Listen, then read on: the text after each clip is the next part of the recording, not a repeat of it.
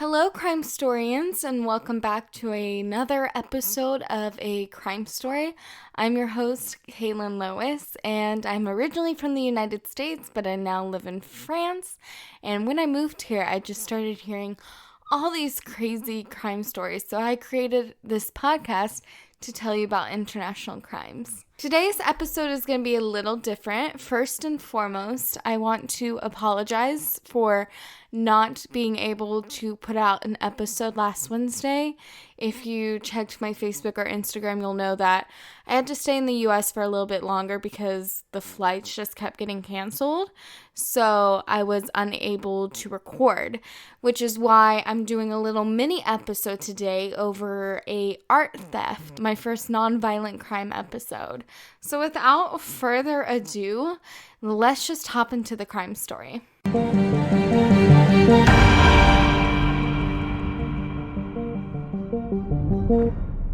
You all know her, the most famous portrait in the world, the Mona Lisa. Today, the Mona Lisa hangs in the Louvre in Paris, France. Painted by the famous genius Leonardo da Vinci, the Mona Lisa traditionally dates to between 1503 and 1506, but recent scholarship suggests that the painting began as late as 1517. The 30 by 21 inch painting holds the Guinness World Record for the highest known insurance valuation in history at USD $100 million in 1962, which is equivalent to $650 million in 2018. The Mona Lisa, an oil painting, features a portrait of a seated woman with a landscape in the background. The painting has produced many conspiracy theories, and one scholar described it as the best known, the most visited, the most written about, the most sung about, and the most parodied work of art in the world. Why is the Mona Lisa so famous? Some say it's because she was stolen right off the wall of the Louvre in 1911. This episode will discuss that crime story. You have heard me describe the legal system in France in a couple of episodes, so instead of rehashing at it, I will instead start with some facts about art theft. 52% of art theft occurs in the homes of private collectors, and 95% of stolen art never returns to its country of origin, which is just crazy to me. It seems like it's kind of easy to get away with art theft. About 50,000 to 100,000 pieces of art are stolen each year, with the most art theft occurring in the United Kingdom, followed by the United States. Both countries have a art theft crime division in their federal police force.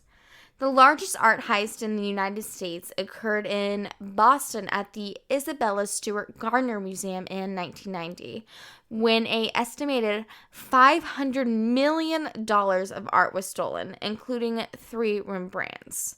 By the way, if you want to listen to more about this crime story, there's a great podcast called Last Seen, which discusses the heist, and it's a very interesting story. I would encourage you to go listen to it.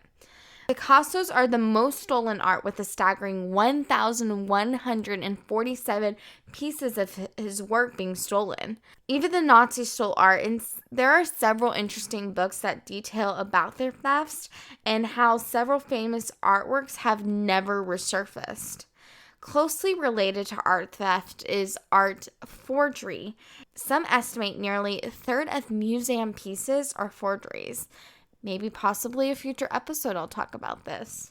If the traditional notion holds true, Da Vinci started working on the painting in 1503 while in Florence, Italy, which is one of my favorite cities, by the way. Most believe the painting depicts an Italian noblewoman by the name Lisa del Giocondo, but there's a famous alternate theory that suggests the painting is Da Vinci in drag, or possibly one of his assistants. We know that Da Vinci left for Italy in 1513, and the theory points that he took the painting with him. Many believe that the painting to be larger and more elaborate background that Da Vinci later trimmed to its current incarnation. Da Vinci experienced paralysis in his right hand in 1517, causing some art historians to explain this as the reason the painting remains unfinished. Dan Brown's book, The Da Vinci Code, caused a resurgence in the popularity of the Mona Lisa. Many now believe the Mona Lisa holds clues to the world's biggest secrets. The most disputed part of the Mona Lisa involves her famous smile. Some investigators state that the Mona Lisa expressions suggest compulsive grinding of her teeth, poor diet, a dysfunctional marriage, deafness, or facial paralysis, and that the look of contentment on her face and a coy placement of her hands indicate pregnancy or a career in prostitution, or even that her teeth had turned black from mercury that was used as a syphilis treatment. Others suggest that she suffered from cross eyes. Researchers at the University of Amsterdam studied her smile in 2005 using what they called a emotion recognition software. The researchers determined that the woman in the portrait was 83% happy, 9% disgusted, 6% fearful, and 2% angry. Like I stated before, it is believed that Da Vinci brought the painting with him to France when the King of France, Francis I, invited him to Amboise. Upon the painter's death, the king claimed ownership, either having bought the painting or inherited it. I should note that the painting did not have fame or much value at this point in time. Since the French Revolution, the Mona Lisa has hung in the Louvre except when it was stolen and when Napoleon hung it in his bedroom. Which, how cool is that? Like, how cool would it be to wake up and just see the Mona Lisa right there? Anyway, at the time of the 1911 theft, the painting had not captured the imagination of the public. Clearly a masterpiece, the painting was just another in a long series of portraits that one would see in the museum. Trust me, I know.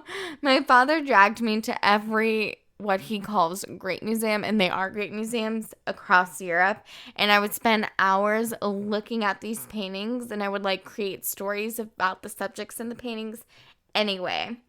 But the popularity of the Mona Lisa changed in 1911 when newspapers around the world blasted pictures of the painting while covering the art theft of the century.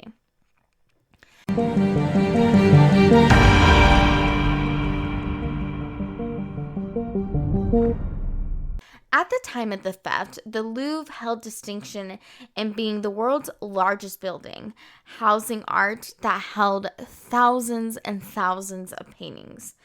The security, however, remained lax.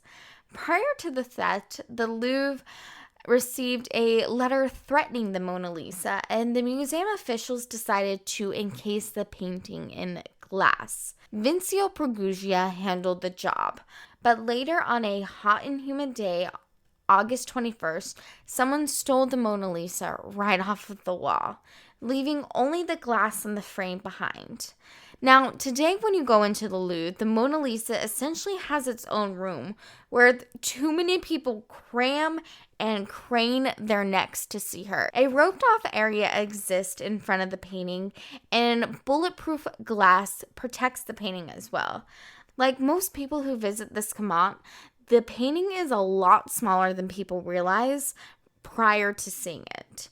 In 1911, the painting hung on the wall aside other paintings, making it honestly really easy to grab. Officials did not discover that Da Vinci's masterpiece was missing for nearly 26 hours. A painter named Louis Boal, while walking around the Louvre admiring the paintings, came to view the Mona Lisa but only saw her for metal pegs. He alerted security, and initially there was confusion as to perhaps maybe the painting had been removed by museum officials in order to take photos of it, but this was not the case, and officials at the Louvre alerted the media and closed the museum and started an investigation. French police did not produce many answers, but they did make some arrests, including famed painter Pablo Picasso. While innocent of this crime, Pablo Picasso did buy stolen art from known art thieves. For 2 years, the painting remained missing. Remember, there were no security cameras, and the security team wasn't really up to par in the first place. 6 months earlier, a reporter had noted that the Louvre's paintings just hung while Italian museums had bolted their paintings. The press ridiculed the French, but soon a break in the case happened. In November 1913, an art dealer in Florence named Alfredo Guri received communication from a man calling himself Leonardo Vincenzio, an obvious alias, offering him the Mona Lisa for 500,000 Italian lire. Guri accepted. The art thief traveled to Florence with the Mona Lisa stuffed in his trunk and then took the painting to an art dealer. Guri convinced the thief to leave the Mona Lisa with him overnight. Instead, Guri alerted the police and the case was solved. So, who stole the Mona Lisa? Vincio Peruggia, the man who placed the protective glass over the Mona Lisa. Employed by the Louvre to place glass over several masterpieces, he hid in a broom closet with his 2 brothers so that they would not be thrown out after closing time. Later that evening, the 3 men took the Mona Lisa down and out from the frame, and the next day, Peruggia hid the painting under his work uniform and simply walked out of the museum when it opened the next day. Peruggia hid the painting in a false bottom trunk in his room for 2 years. The police even interviewed him about a year after the theft, asking him why he had been late to work the morning of the day that the officials discovered the painting was missing. He stated that he had drank too much the previous evening and had slept in to help cure his hangover. The whole time the police interviewed him, they were within feet of the Mona Lisa. Peruggia claimed himself an Italian patriot who believed that France had stolen the treasure from Italy. In a way, Peruggia kind of got what he wanted because after finding the Mona Lisa, the Italians exhibited it in the Uffizi Gallery for 2 weeks before it returned to the Louvre on January 4th, 1914. Peruggia only spent 6 months in jail for the crime, and the Italians hailed him as a hero for his patriotism. Since 1914, there have been strange events involving the Mona Lisa. In the 1950s, a man claimed to be in love with the painting, so he cut it with a razor blade in an attempt to steal it. He obviously failed. But after this incident, museum officials put the painting under glass. Again, I guess? Anyway, in 1956, a Bolivian vandal threw a rock at the Mona Lisa and broke the glass, as well as chipped some of the paint off. After this event, officials encased the painting in bulletproof glass. In 1974, a woman tried to spray the painting with red paint to protest poor access to the painting for disabled people. I'm not sure what the logic of this was, but anyway. Finally, in 2009, a Russian woman threw a teacup at the painting because the government denied her request for French citizenship. And clearly, the French got this one right. Well, folks, that's the story of the Mona Lisa art theft. I really hope you enjoyed this mini episode and my first episode over a non-violent crime. If you would like me to cover more cases like this one, please let me know. You can comment on a Crime Story Instagram at a Crime Story Pod, where I will be posting images from today's story. Or you can even comment on a Crime Story Podcast on Facebook or a Crime Story Pod on Twitter. My website is a crimestorypodcast.com, where you can listen to the podcast as well as read a transcript of today's story underneath the blog tab. Or you can even comment or see additional photos of a Crime Story podcast on YouTube.